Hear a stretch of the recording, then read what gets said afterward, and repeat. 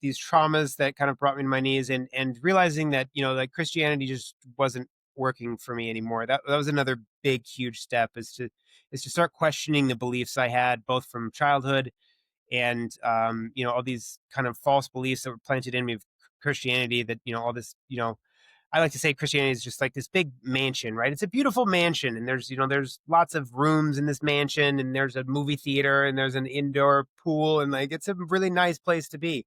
But they tell you you're not allowed to leave the mansion. You're not allowed to explore outside the mansion. Those are other religions and other things, and you're not allowed to explore. You can't go out there. There's this, and because Christianity, this mansion is built on a cracked foundation of fear and judgment. You don't you stay in the mansion because you're scared to leave. Eventually, with my mother, kind of being pronounced terminal, and that whole year of seeing her pass away, it was 10 times worse was my trauma, because I thought she was going to hell, because I was programmed by these pastors and things that she didn't go to church, so she's going to hell. So that was horrible. That was just made things so much worse. And so I started really questioning things, and I decided that this was bullshit. This was not for me anymore.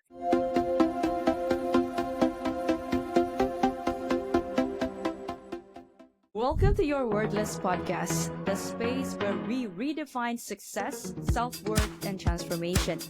I am Nick Nieras, the soul-centered architect of transformation, helping you unlock your highest potential and build a legacy beyond limits.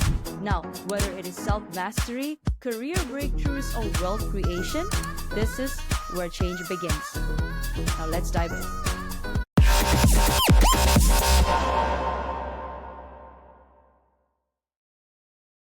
Are you stuck in a job that you don't love, feeling like you're meant for more? It is not in your head, it is in your soul. I am Nick Nieras, and I help high achievers like you break free from burnout, rewire self-doubt, and build a life aligned with purpose through coaching, hypnotherapy, and soul activation.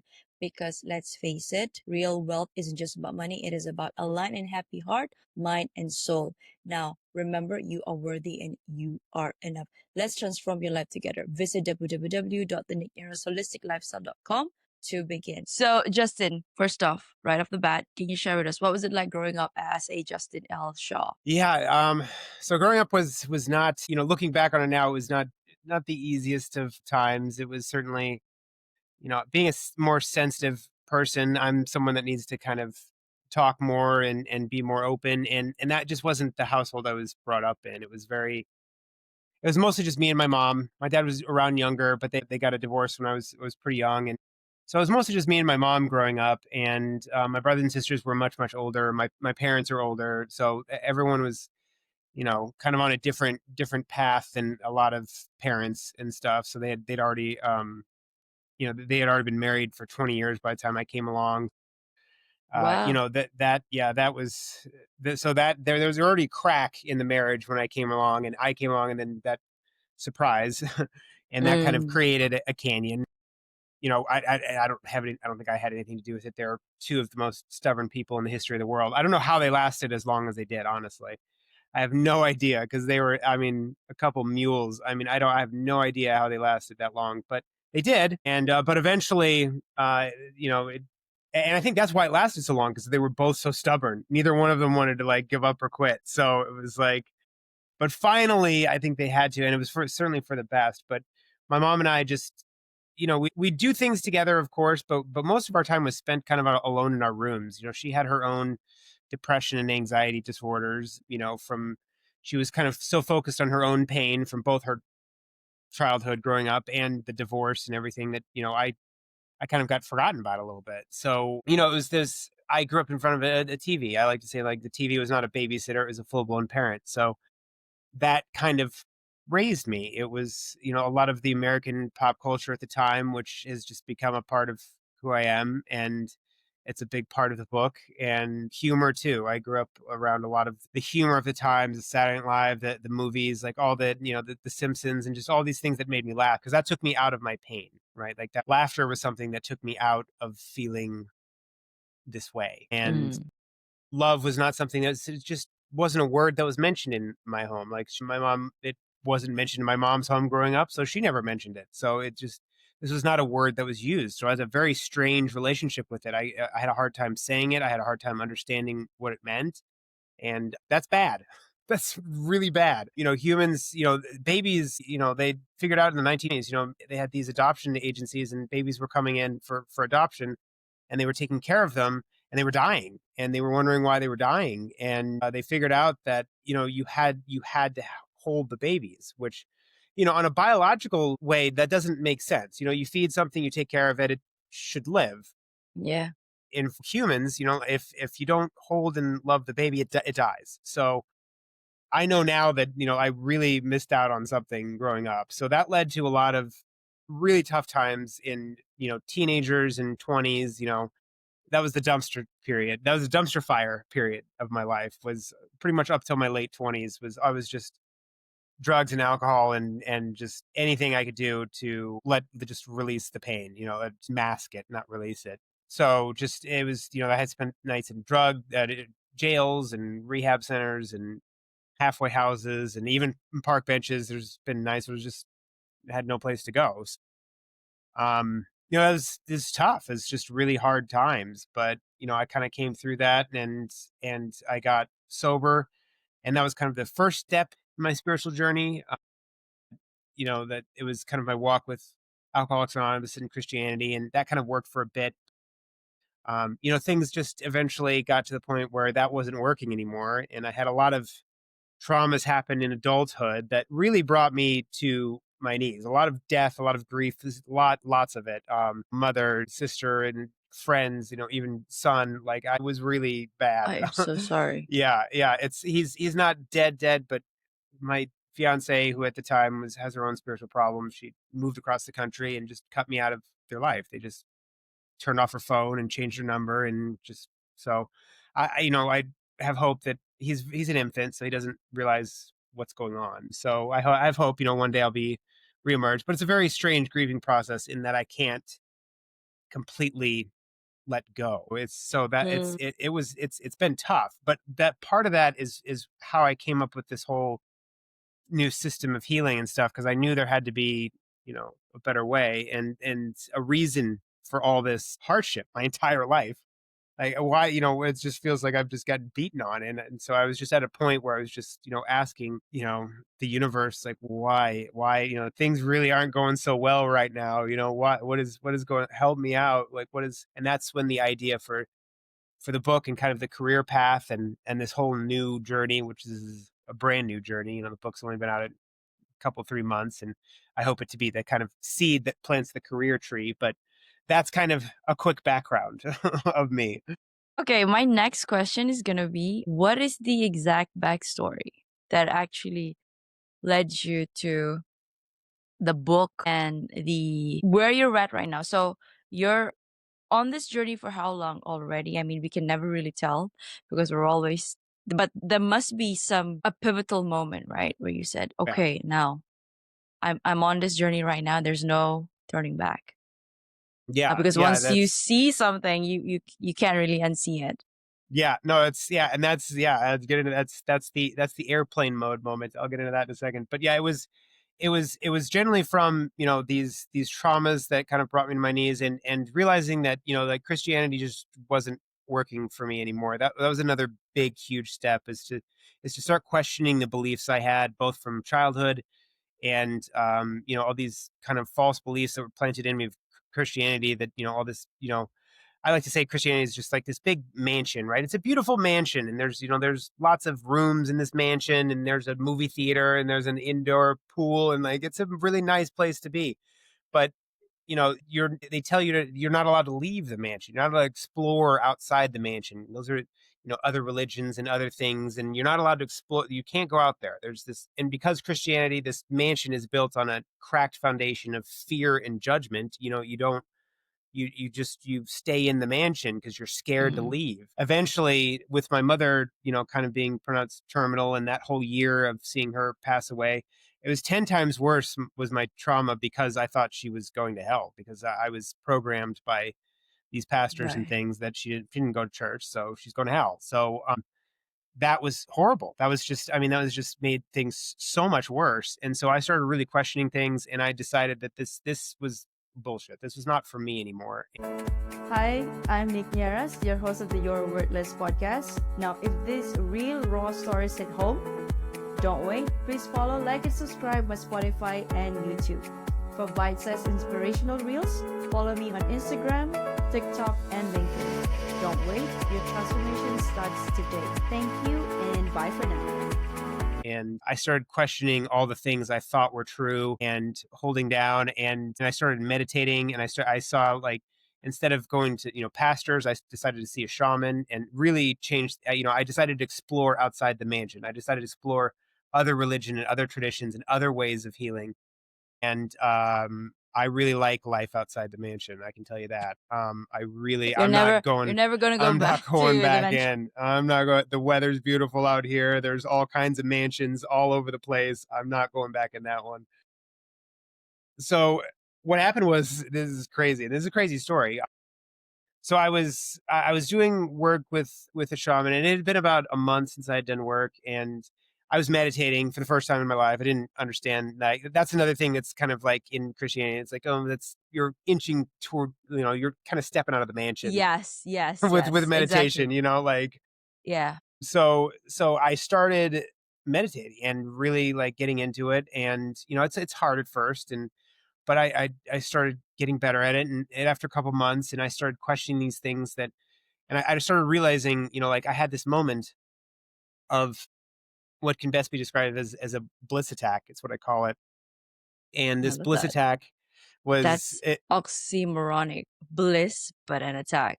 it was a bliss attack instead of a panic. I've had panic attacks my whole life, Mm, and this was a bliss attack because if you place the panic with love, you've got a bliss attack. And so mm. it just came on me, and for 3 hours I just felt ecstatic. I mean, there's no drugs. I had no drugs at this time. This was drug free for a month or something. I might have coffee that morning. That was it. And so I was having this bliss attack while at the same time I'm having truths kind of told to me, downloaded at the same Downloads. time. Yeah. Oh, okay. Downloads, and yeah, downloads happening. And I know these are Interesting. truths because of how I was feeling at the time, and realizing what was going on in this kind of illusionary nature of things. And I just realized in that moment I had been in airplane mode my whole life. My entire life I was in airplane mode. And a phone in airplane mode, it's what you turn on when you get on an airplane, so that no texts or emails or anything comes in your phone while you're on the airplane. And airplane mode, a phone that's always on airplane mode is not living up to its potential. Yes. So still useful, but not living up to its potential. So, I realize we're all in airplane mode. I think children are all off airplane mode, and then we get programmed sometime around 7, 8, 9, and airplane mode is turned on, and then it just stays on. But now I realize there's a way to turn it off. And once it's off, it stays. You can't put it back on. Even if You you can. want to put it back Yes. on, Yeah. you Your can't put it soul back won't on. allow you. Yeah. You can't put it back on. So and when this event happened to me, I was still kind of going back and forth from sobriety. I was struggling with these events, these grief events of losing people, and so I was trying to put it back on with like drugs and alcohol, but eventually the phone doesn't stop ringing. The phone's over there on it's just ringing, ringing, ringing until finally I picked it up about 2.5 years ago, and that's when I got this serious download. And this was about 4 years ago, so I had a year and a half or so of just still struggling. But airplane mode was Transitionary off. I was period. trying to turn it, yeah, trying to turn it back on, and it Denying. wasn't. Yeah, it was like it would like go on for like I'd be drunk, and then but then it'd turn off again. So Right. but the phone was ringing the whole time, and so finally I picked up the phone, and it was a message to get this whole new thing, this new way of healing, and this it's kind of a map for healing trauma. And it's just this ancient wisdom that I was able to tap into, this field of information source. So I call it sorcery because it's spelled with a U. It's not about wizards and stuff. There's no there's no cauldrons. There, Yes. you don't need any robes or anything. Potions. Yeah. Your magic wand, you can leave that for the Harry Potter convention. Huh? It's not that kind of sorcery. It's source energy, and source energy which surrounds us at all time. And it's the field, the unified field, the Akashic field. It is it's like explaining water to a fish. That's the easiest way I can explain source energy. It surrounds us. We live because of it. We move because of it. Imagine explaining water to a fish. It would be difficult. So that's what it is. But it is our water. We wouldn't be here because of it. We are everything we are because of it. And it can be tapped into at any time, and there's a way to tap into it, and this is a map to have your own bliss attack and get off of airplane mode, and that's what this whole thing was. Obviously, my follow-up questions would be number one. So when you were saying those things, do you think you're chosen? It's because I think people with the most, I feel at least, the trauma that's almost unbearable, we get there's this specific task that we need to do, and to just collectively raise the consciousness of the human race. At least that's what I feel. And for you, if a third party looking into your life, growing up, you had your own trauma and your difficulties, but then for you to flip the switch, turn your life around, and talk about spirituality, poof, is he insane? Mm. Right? Right? Like, I mean, but I am very, very interested in this. I went through anything and everything under the sun: Carl Jung, Alan Watts, all the theologians, and Eastern Western philosophy. I dove into that still, but I've gotten the hang of it and how to implement it in my life. Now, every person that we meet is a reflection of us. That's what I believe as well. And I guess this is me thinking out loud when you were saying those things. So right now, if you were to think about your life at this moment, do you think that you chose this path before you decided to come here on Earth? It makes sense now. I can tell you that I've heard that from people, like, we choose these lives and we choose these avatars and we choose this. I would have slapped somebody if someone would have told me that like 5 years ago. I would have been like, get out of here. There is Why would I absolutely subject my no soul way. Yeah. to There's this no way I chose this. immense Get pain? out of here. Yeah. But now it's like, okay, because like there's no way I would have come through all that without that level of pain, right? Like, because I needed that level of pain to seek an answer. Otherwise, I would have never came up with any of this stuff. And this is something I know that can help a lot of people, especially like here in America. There's a lot of lost people, and the way Yeah. I wrote the book, and the Everywhere in way the world where I'm at right now too. yeah, it is. You're right. Yeah, I shouldn't say just in America, but it's just it speaks to those people that because I'm one of them. Just lost, but what is lost can be found, and it's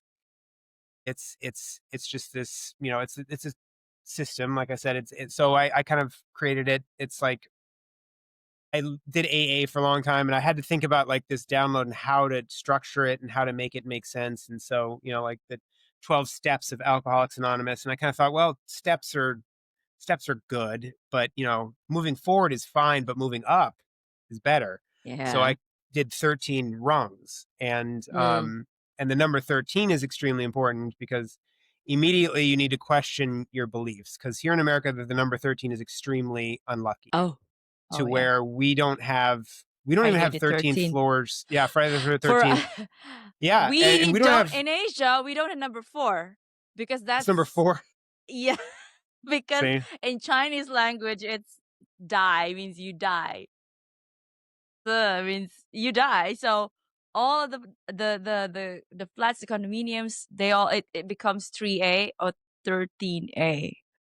They eliminate. That's same here. Yeah, we don't have 13 floors in hotels. They don't have 13 floors. There is a 13th Okay, floor, I must. but Let me they see. call it the 14th floor. So yeah, Oh, okay. yeah, they call I it. must. Yeah, so it's that unlucky. So immediately, but the truth is that in tarot, the number 13 which is what sorcery is all about death, rebirth, and transformation. You know, Transformation. the whole Yes. butterfly thing. But it's actually a very lucky and divine number for those who embrace it.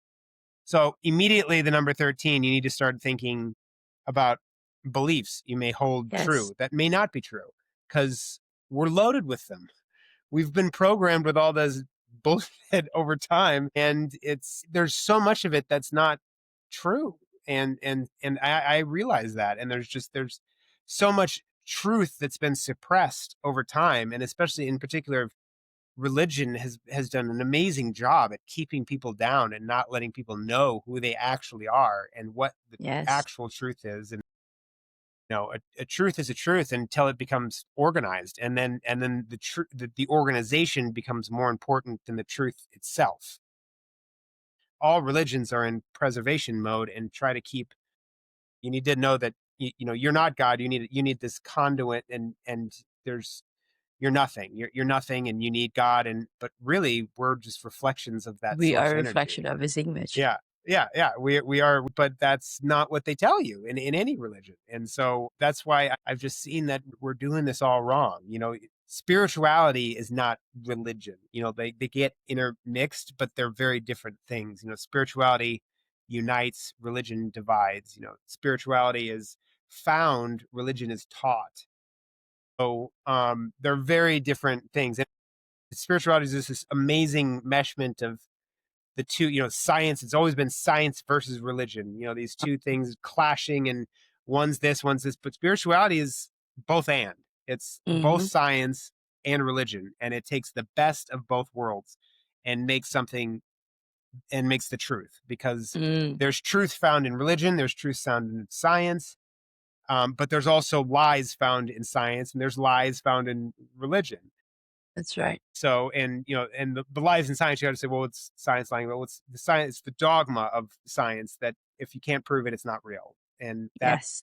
there's nothing wrong with the scientific mind, but falling into that trance of assuming, the whole, the scientific nature. I love this example. It was, if you walked into your kitchen and there's an ornate chocolate cake sitting there, right?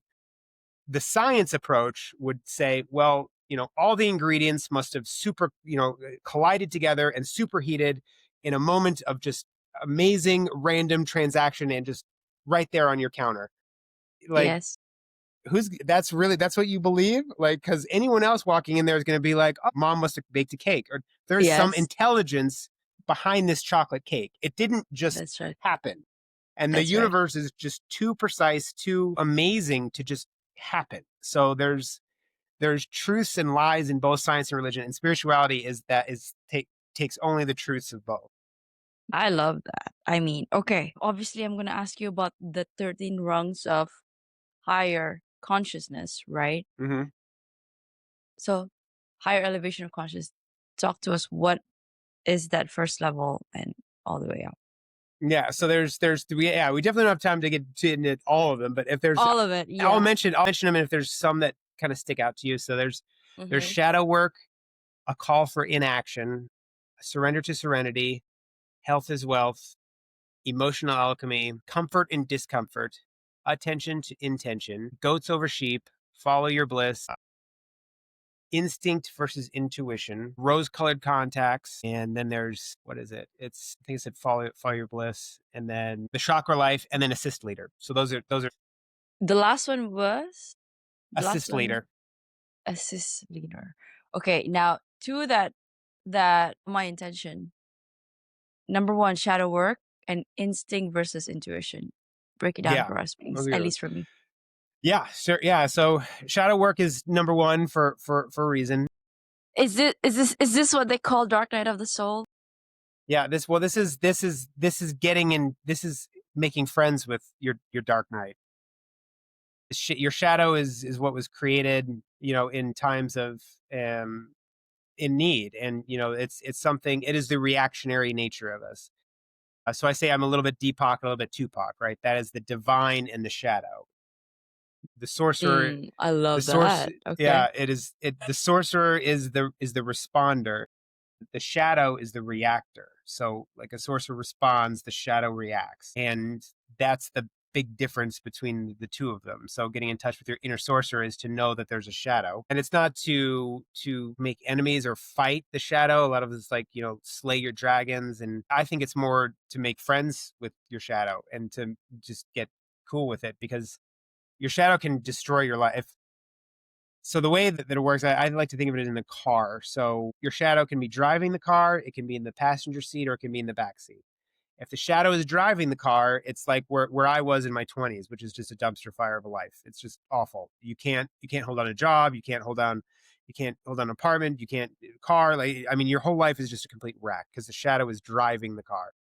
And then the shadows that could be in the passenger seat, which that's also been at the time of my life. That was when I kind of got sober and I was kind of doing the AA Christianity thing, and I wasn't dealing with my shadow, but it was better than driving the car because I had a job and I could hold down an apartment and I wasn't, like worrying about where my next meal was coming from. But it was still in the passenger seat. It was still too involved in my life. I was not having relationships were terrible. I was jumping relationships. I couldn't understand relationships.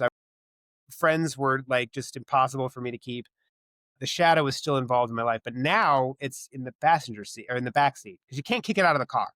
So Yes. in the back seat, you're kind of checking on it, like, how you doing back there? Things good? Things okay? All right, cool. You're able to feel when the shadow wants to talk, and it's best to name the shadow because the shadow is not you. You're the awareness of the shadow. It is not you. I always like to name my shadow. My shadow's name is Floyd.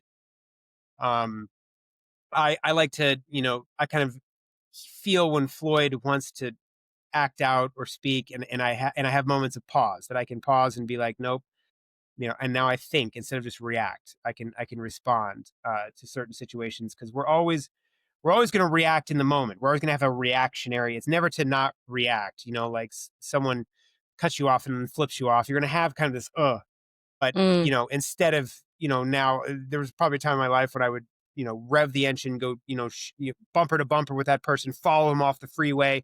And who mm, knows, like it would have ended in a fight or some ridiculous thing. Well, now, like I can react and like, want to do those things, but respond in a way that's like, no, I'm not doing that. We're always going to react. It's just how long do you stay in the reaction?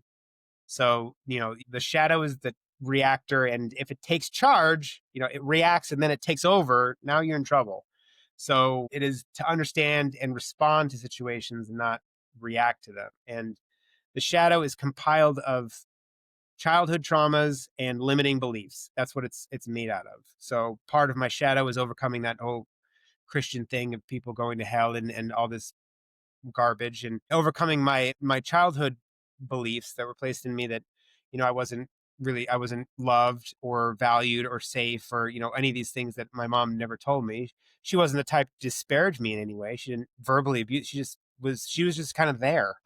So she didn't tell me anything negative or positive. She's just there. So she did the best job. Miss my mother, love my mother, and don't want to ever talk bad about her, but that's just how it was. She was just kind of there and I was there and we just had our lives. So the world placed all these limiting beliefs in me and as a child. And so I have those to overcome, but that's part of my shadow. So mm. doing shadow work involves deep dive into the subconscious, which is the next one is kind of a call for inaction, and meditation is how you kind of start to hack your subconscious. So that's shadow work. You got to know what it is, and then to hack the shadow is the meditation. So that's why those kind of were two I important ones mean, off the bat.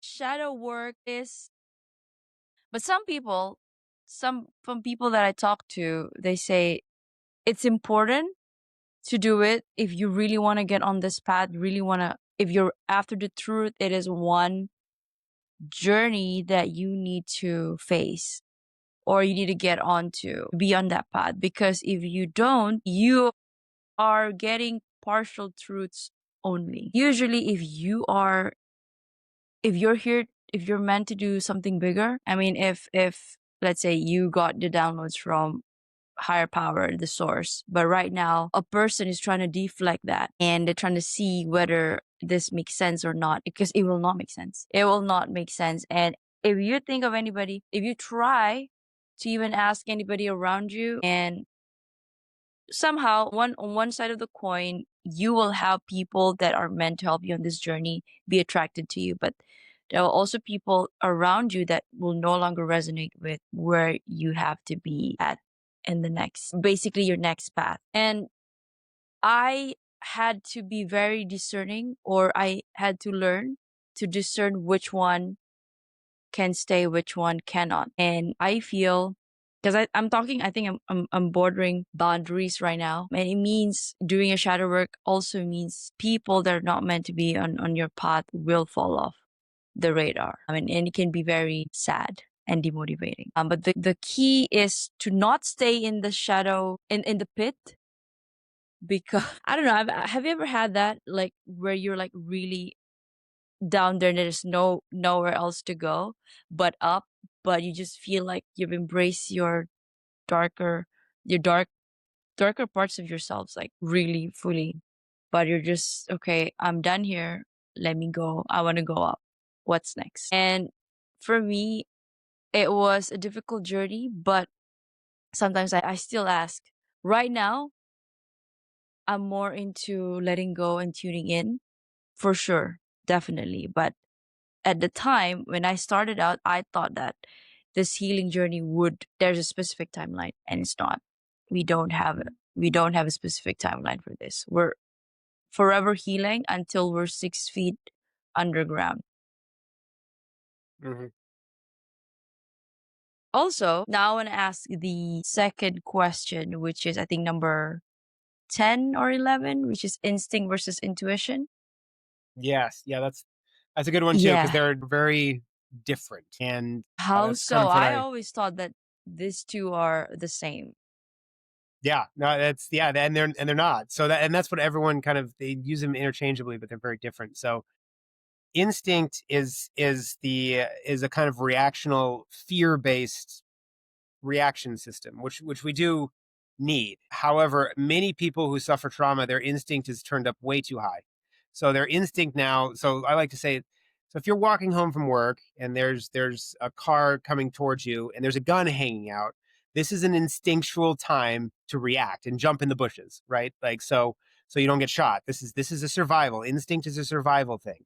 But after an event like that happens, if you don't process that event properly, you're going to be jumping into a bush every time you see a car on every walk home, and then you're going to get home and never want to leave again because your instinct is too high because your fear is just now there's guns everywhere. Everyone's got a gun, like so because the instinct is now turned off too high, and you have this instinctual thing that is it's damaged. It's your Mm, instinct is damaged, and every kind of trauma screws up your instinct in a different way. Like a financial trauma will make people very adverse to risk taking because their instinct is like, no, I can't. No, I've been relational trauma will make you not want to trust another exactly. person again. So it's Yes. every trauma shows up in a different way, but that instinct kicks in, and that instinctual voice to say something may be wrong may not be correct because you have trauma. That's how it works. So the way to get the truth out, like if your instinct is on overload, the way is through your intuition. Instinct lives in the gut, intuition lives in the heart. So to get in touch with your intuition, and there's a whole kind of process to go through of how people can trust their intuitional voice and how to get in touch with it so that you never make another bad decision again. You never have to.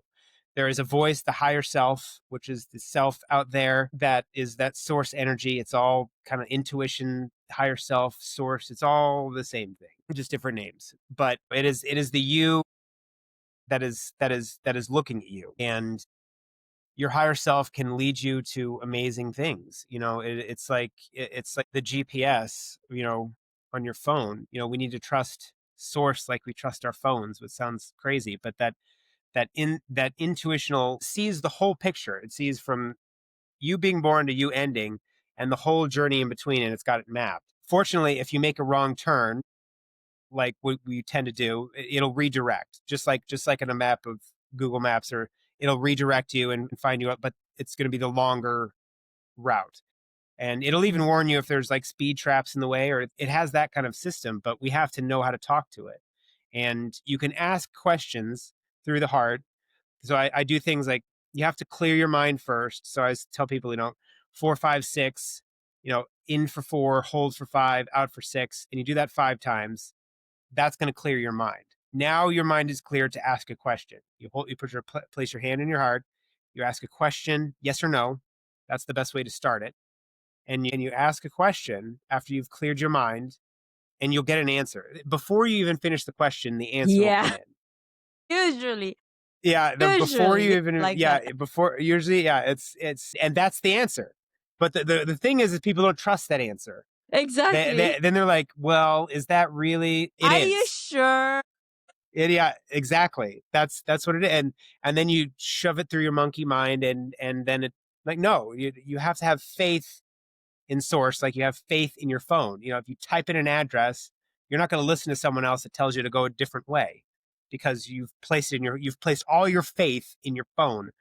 And we need to have that same faith in source, because it's got your thing mapped out. It's all mapped out. It's got beginning and end, and it's there. If we're just able to, I mean, it's the most important thing a human can, it's the most important practice a human can have, is to get in touch with their intuition. And I don't know very many people that do this or know how to do it. And it's the most important thing a human can know, is what the right answer is to everything, like what you're supposed to do.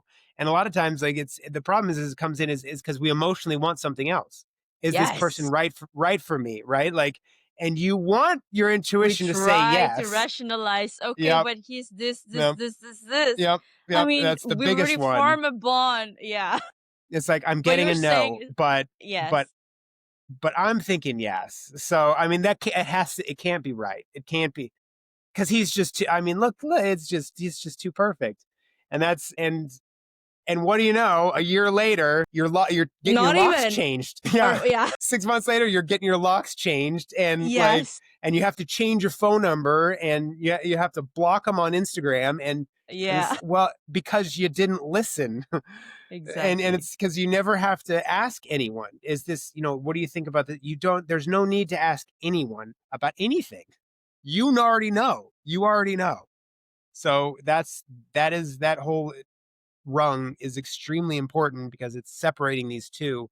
And people that have too high of an instinct and are living a very fearful life, and maybe, they're agoraphobic, right? People that, don't want to go anywhere because they're afraid of everything. And it's getting a hold of that, and getting out of the gut and into the heart. That's not to say instinct is bad, because, like I said, we need it sometimes, but we Yes. rarely need it.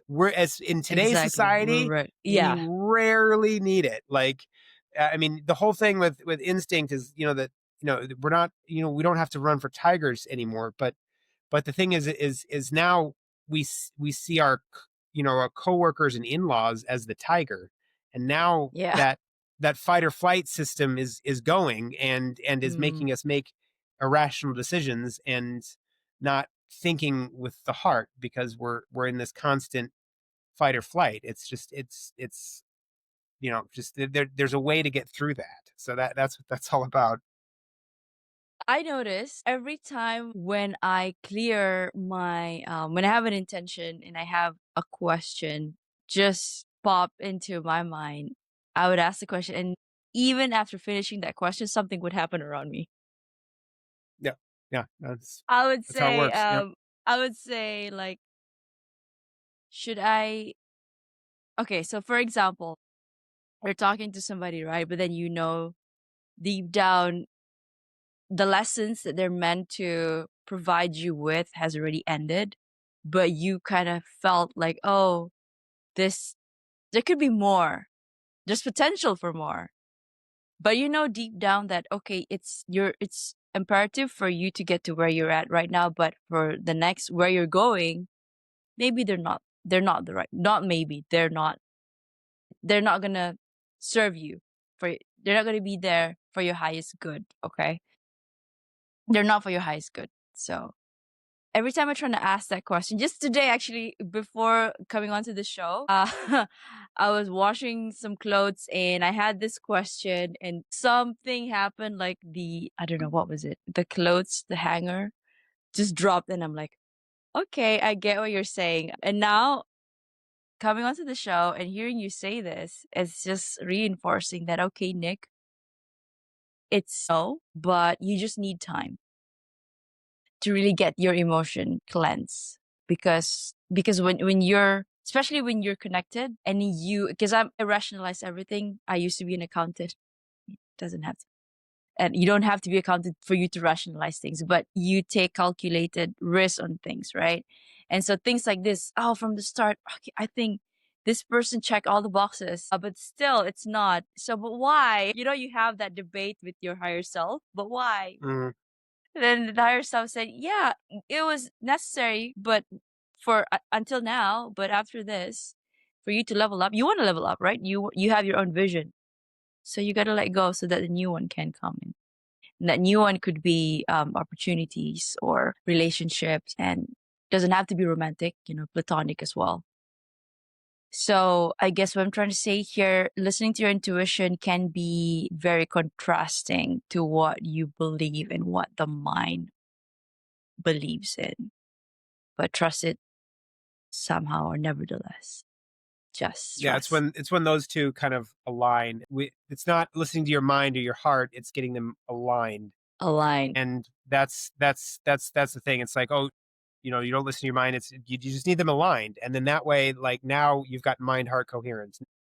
You're Right. in charge. Now you're in charge of everything. Now you truly are living in a world of free will. Exactly. It's And it's only truths. destiny if you're programmed into destiny. It's free will when you're living in the mind heart coherence. That you can do anything, anything.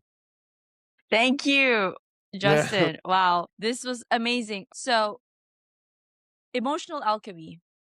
How do you define alchemy in a modern context? And how can listeners begin to transmute their emotions instead of being ruled by them? Oh my God. I just asked you this. I just explained myself.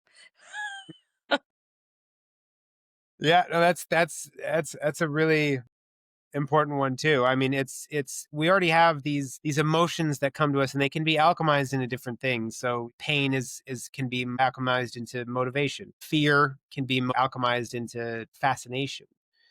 All these kind of things that especially other humans can cause us. Other humans they can offend us. We can get jealous of them. We can be scared of them.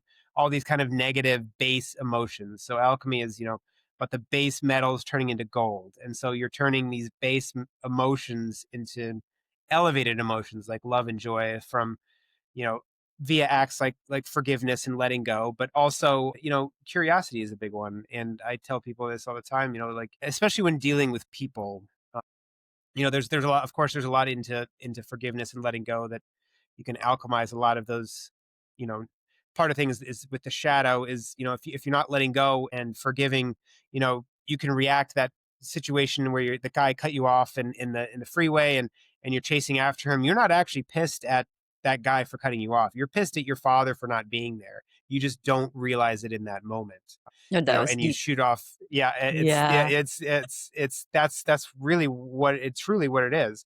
And Mm. so that's a huge part of emotional alchemy is letting those things go and doing that shadow work. But something quickly that you can do is this is kind of the curiosity thing of getting, someone might offend you, and my thing is just to kind of look deeper, like what is going on with this person that's making them act this way. That's, there's a lot of joy thieves out there. They're out to take your joy because they don't have it. And so, and it's up to you to give them. It's, like they're trying to steal your joy, but in the end you have to give it away.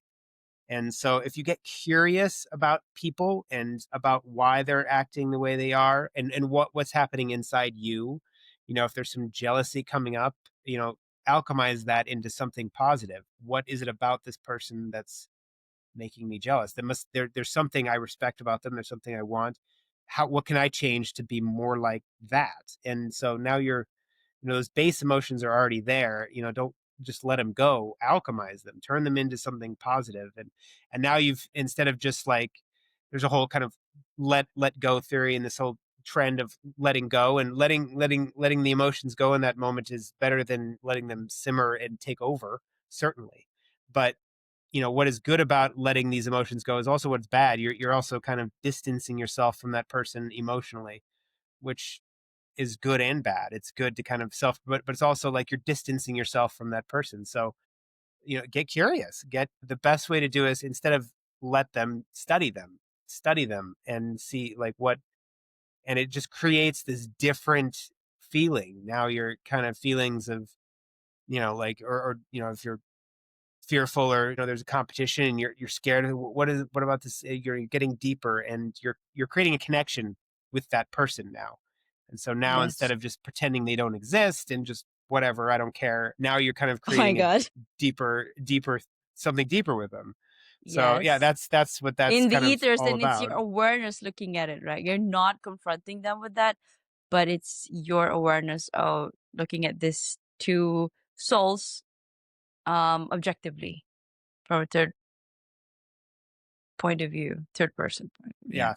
Yeah, from another, yeah, because you're looking at you too. Yes, You're getting exactly. curious about your reaction to this, and then Yes. what's going on with them. Uh-huh. So, it's both things. And so it's this kind of observer thing you're kind of doing, but yeah, there's a lot to emotional alchemy, and it's a big deal. It's a big deal because we're going to have these base emotions are very natural. There's 6 base emotions. There's like 2 elevated emotions, which is love and joy. And so you're already outnumbered. So, and the base emotions are really easy. The elevated ones take work, and so there's a lot of work put into it. And so curiosity and forgiveness and letting go are big parts of emotional alchemy, because that's how you alchemize the emotion. Wow. Thank you, Justin. Okay. We are at the 50-minute mark right now. Okay, this a few more questions and then I can let you go. Okay. What's one belief you had to completely dismantle in order to heal? And what belief replaced it? The biggest one is the religious belief of I am not God. I am not. I am separate from God, and I need some kind of medium, some kind of middleman. That was the biggest. I have a direct line. I am part of that. You are part of it. We are all part of that. We all have a direct line. We do not need a pastor or a priest to explain spirituality or religion. Like we don't need that. And that was the biggest thing, that letting go of who I actually am, finding that I am who I actually am was the biggest awakening. And I realized that religion is what truly stands in the way of people having a religious experience, which is very paradoxical. But it's that Mm. religious experience I had, that bliss attack. It was religion that was standing in the way of my religious experience. So that was the biggest belief, to replace that with, I am not God. And, sorcery is about letting God out, not letting God in, which is the kind of typical way. So that's the biggest one. Sorcery is letting God out and not letting Yeah. him in. Ooh, Yeah. because our bodies are just vessels, right? And we're made in his image. And so what makes you think that you are any lesser um than who he is? And not to say it in a very, it's not arrogance, but there's this saying in India, namaste means I salute the divinity in you, right? And that Yeah. means No, that's light. Yeah. That's light. And I mean, there must be some. Be curious as to why this other religions in the world or spiritual teachings, such as Buddhism, Hinduism, to me, they're all one and the same. We're all connected. We're here to just remember. We're remembering everything back together, and that's why we're here. And so, Justin, I love the work that you're doing. You're definitely raising the collectiveness, the consciousness of the collective. And what is exciting for you now? Like what are you working on currently? well, so this year is just kind of about getting me out there. Like I said, the book has only been out a couple 3 months, and you can find I have a website, awakenthesorcerer.com with a U. You can always find it on Amazon, or I think you can just kind of Google sorcery with a U now, and it kind of there's stuff that comes up, which is exciting. And or you can reach out to me. I also do kind of spiritual Sherpa sessions, which is like kind of like Yeah, this, like that's one my on one. next one. Yeah, yeah, like So what's spiritual Sherpa? Meaning you guide them? on their spiritual Yeah, journey. yeah. I mean, well, if you think about it, yeah, if you think about a Sherpa's a guide. A Sherpa is not going to carry you to the top of Mount Everest, but you need the Sherpa there to guide you. Otherwise, you might get lost or die. I don't know, but it's Mm-hmm. once you're I've gone from patient to physician now, so and that's my calling. I love But I've that. been I've Patient been position. patient, so Yep. now it's time to be the physician. You can email me sorcerer13 at gmail, or Instagram is sorcerer_13, and all with a U. But that's part of what I'm doing now, is kind of the spiritual Sherpa thing. And spirituality can be even more daunting because there's no peak. There's no peak. We are infinite beings and we have infinite room to grow. So but it's a lot of fun. And there's no one person helping the other, because it's one of these instances that it's iron sharpening iron. That both pieces of Yeah. iron are getting sharpened, right? Like, so Mm, I'm getting as much out of it as they are, and helping me grow and heal. So love it's a lot that. of fun. And I always do the first session for free because I like to vibe, and it doesn't feel like work. Like, I was, if you're wondering, like, is this for me? Well, let's check it out. It's free. Why not? But I love that. that's kind of where I'm going for now. So it's exciting to see. This is all so new. I have big plans and things for the future, and I'd like to go on kind of like comedy tours, but I don't want to just do comedy. I want to make people think and feel as well. So Exactly. I can't just go to a Yes. comedy store, and I can't do that anymore. And fuse it with something they can take away Yeah, with and stand up change philosophy. their. Yeah, Yeah. yeah. Yes. Throw Stand in some philosophy. meditation there, and yeah, do some stuff too. And yeah, it's laugh, think, and feel, and that's what I made the book to do. But Exactly. that's what I want to do too. And I don't want to I go on love stage that. at 10 o'clock at night and be around a bunch of drinking. We don't need alcohol. We Yeah. can start at 6. Like, Yeah. so. Yeah, something like that. I want to get home early and go to bed, because Love I, that. I like I like my 9 to 5 sleeping schedule. So, but yeah, that's that. I mean, I've got plans. It's going to take It's some in the time to get work. everything in In the the works. It's in the ethers. works. Yeah. Yeah, yeah, Yeah. yeah, yeah. Well, Instagram's the only one I'm on right now. So if you follow me on there, I've been off social media for 4 years, so I just got back on. But I'll use that as kind of my keep updating. awesome. Okay, now before I let you go, you mentioned about receiving truths, right? Downloads. How can you differentiate between downloads and you just having that junk in your head? How I'm feeling is How do you is know? the How do you difference. know it's a down? Yeah. That's how I know, because Oh, how I'm feeling. So when I'm getting a true download, I'm feeling tingly. I'm feeling kind of, that bliss attack kind of feeling. right. It doesn't have to be the full onslaught of a bliss attack, but I feel tingly and I feel good. And when there's these kind of lies and things I'm telling myself, I start feeling anxious and tight. And I know those aren't truths. Yeah. Yeah. So I know those are, so now I know the difference. So that once I feel kind of tight and constricting, I know those aren't truths. That's once I feel it's like, oh, okay, the downloads start coming in. It's like, oh, okay, this is truths, and it's always in how I'm feeling. Once you kind of get to master like that whole Yeah. thinking and feeling, that the thought sends it out, and the feeling is the magnetic charge. The thought is the electric charge, sends it out. The feeling is the magnetic charge that brings it in. So that's kind of the whole feedback That's system you need to get manifestation for going. you guys. I love that. Okay, what is your heart's greatest wish, Justin? My heart's greatest wish is that we would just stop acting like such idiots. Like, we're just act like such idiots all the time, and it's just not necessary. If people started living a more heart-centered life, like, we wouldn't have such douchebags out there. And like, it's just everywhere. There are lots of good, amazing people, and the change is starting to happen, but it is unfortunately a very small percentage that just understand what you and I seem to get, Yes, and live that heart-centered life. So, until that happens, I just need to get curious, and just laugh my way through it all. But exactly. that is and the one thing I would like leave with people in terms of curiosity is I used to always live life like it's my last day. That's what I was always told. Live life like it's your last day. And that for me meant, apparently, that like, I'm going to rob a drugstore and get a bunch of pills and, be high. Like, and my 20s was living life like it was my last day every day.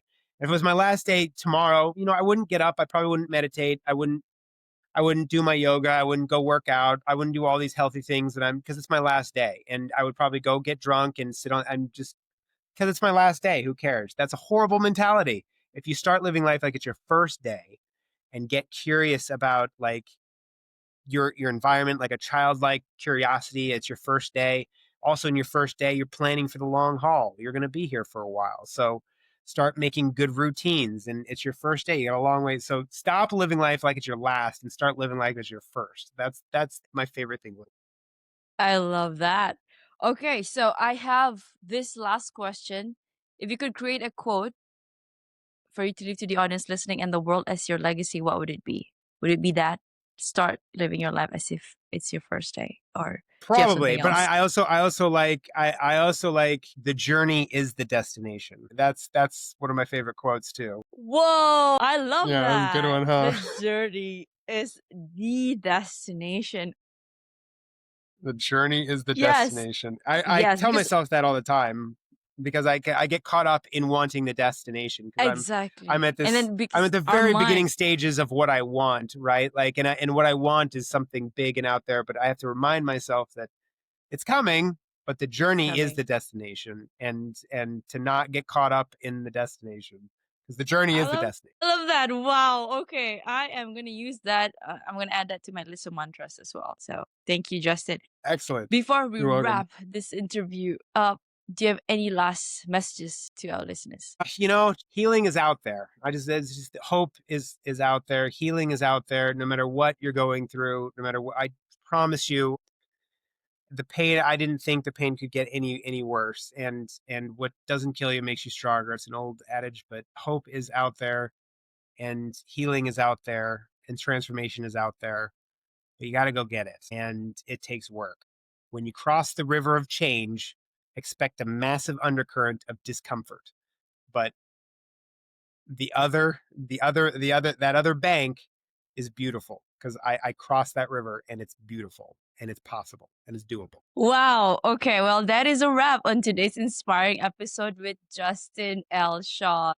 I'd like to say thank you, Justin, for the work that you do to uplift the consciousness of the collective and the world and the people around you. For our listeners, this has been You're Worthless. Read that again, the juxtaposition of your very soul. Now, if you've ever felt worthless, remember you are not alone. Your soul chose to be here to matter. And for that reason alone, you are worthy. A huge thank you to you again, Justin, and to all of you for listening. Until next time, I am Nick Nieras.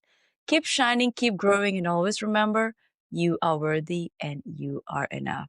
See you in the next episode. Thank you, Justin, for your time. I hope. Love this episode? Now, transformation doesn't end here. Head on to at holistic.lifestyle_with Nick. That is on my Instagram. Or head on to my website, www.denieraswholisticlifestyle.com for more info on my coaching framework, which is the Worthy, Authentic, and Abundant Framework, digital guides, and my upcoming events such as retreats and master classes and workshops. Now, I also do intuitive readings where we get to check on your soul path. And if you're also wanting to check on your energetic alignment, I have done that too. And I offer that kind of services. So, my question to you is, are you ready? Because I am. Let's make your list. Good evening to you, Justin. How are you doing today? Good. How are you? I'm doing very well. Thank you so much for saying yes to be interviewed today and for coming onto my show. Whew, finally, we are making it happen. I'd like to introduce myself to you formally and to all of our listeners tuning in for the first time and or returning subscribers. My name is Nicolette. I am the creator for the podcast titled You're Worthless. Full stop. Read that again. Full stop. The juxtaposition of your very soul. Now, today we're going to talk about mysticism. And this is a topic that is very close to my heart simply because I went through, still am going through the journey within.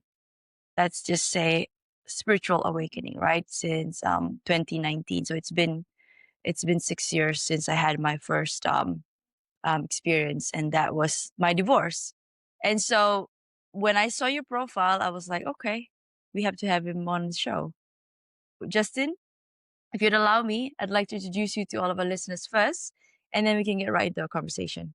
Sure. All right. So, hello, everyone. We have Justin L. Shaw here with us. Justin is a mystical comedian, spiritual Sherpa, and a sorcerer with a U, passionate about empowering people to reclaim their self worth and manifest their highest potential. Now, following a long battle with substance abuse, PTSD, and anxiety disorders, Justin is former stand-up comedian, experienced firsthand the redeeming power of source energy after an incredible experience he will never forget.